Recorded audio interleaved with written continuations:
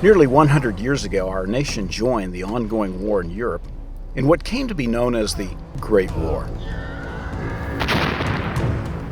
Amongst those mobilized and deployed were thousands of National Guard troops. Not unlike today, most were young and patriotic. Many were killed and wounded. Among those serving were chaplains. And this is the story of one of those chaplains, Father Francis Duffy of New York City.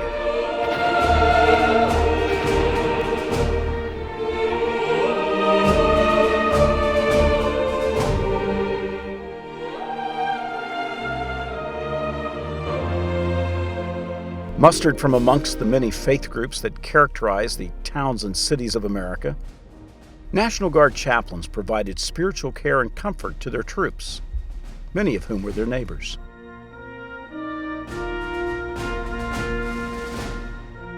Father Duffy is my personal hero, and I want this story to be told because it tells who we are, what we're about, and what we should be doing as chaplains.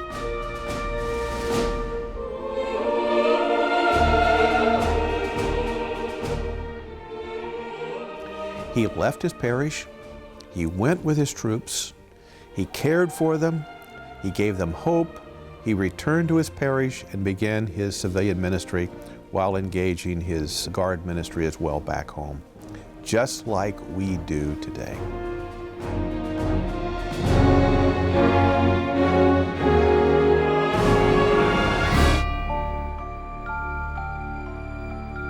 The traditional model of National Guard chaplaincy involves local clergy who live and serve alongside their people and, in time of military necessity, deploy. This is a tradition that goes way back to the beginnings of our nation's history.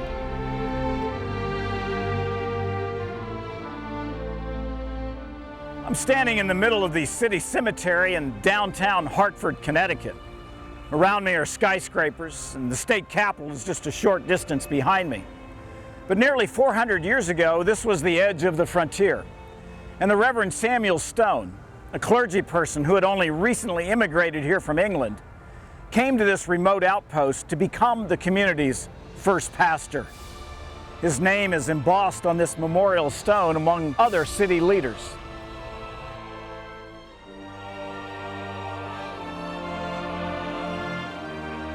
In 1637, the colony raised up a militia to fight in what later became known as the Pequot War.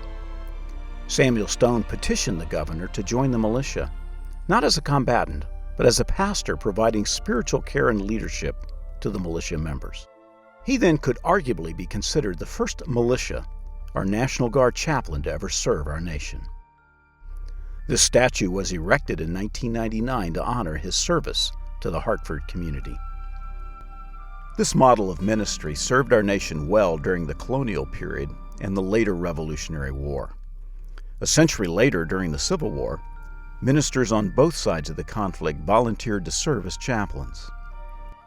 This gathering of Civil War chaplains depicts both commissioned officers and volunteer chaplains. This photograph of a Union worship service is the earliest known photo of a chaplain providing pastoral ministry.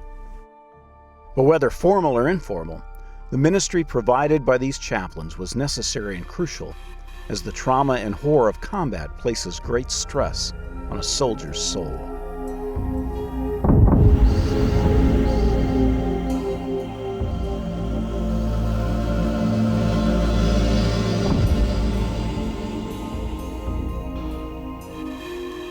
One of the quotes that I try to keep in mind is, "War is hell."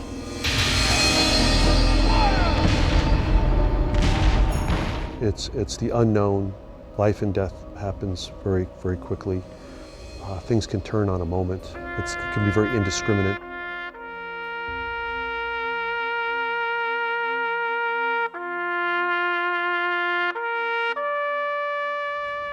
It's easy for us to become evil in an environment like that. One of the things that we have to do in this very violent and ugly, hell-like atmosphere is to remind the people of the sacred. That there is sanctity to life, that all life is a sacred gift, and that we have no right to take it indiscriminately. And chaplains help to remind us that there's a righteous calling to what we do.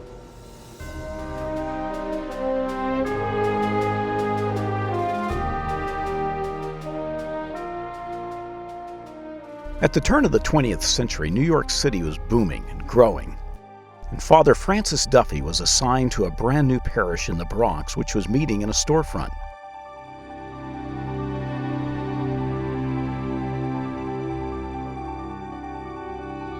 The parish grew and expanded, due in part to his forceful but pleasant personality.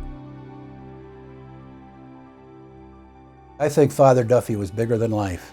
He was 6 feet 4 inches tall. He was kind of thin and gaunt, and he wore those, flowing robes in his parishes. Either in Times Square at Holy Cross or up at Our Savior's in the Bronx, which he started from a bookstore.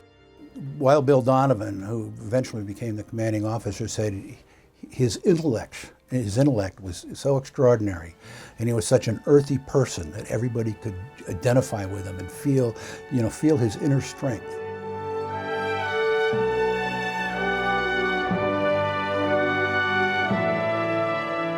Typical of parish priest, Father Duffy tended to the needs of his parish families and his community. He was later assigned to Holy Cross Church on 42nd Street, just off of Times Square. Father Duffy was not just a great parish priest, he was also a great innovator too, in terms of how he ran his parish. And one of the things, when the families would come, he created a daycare center, which was one of the first daycare centers that people know about. And he realized that if you could check an umbrella, you can check a child.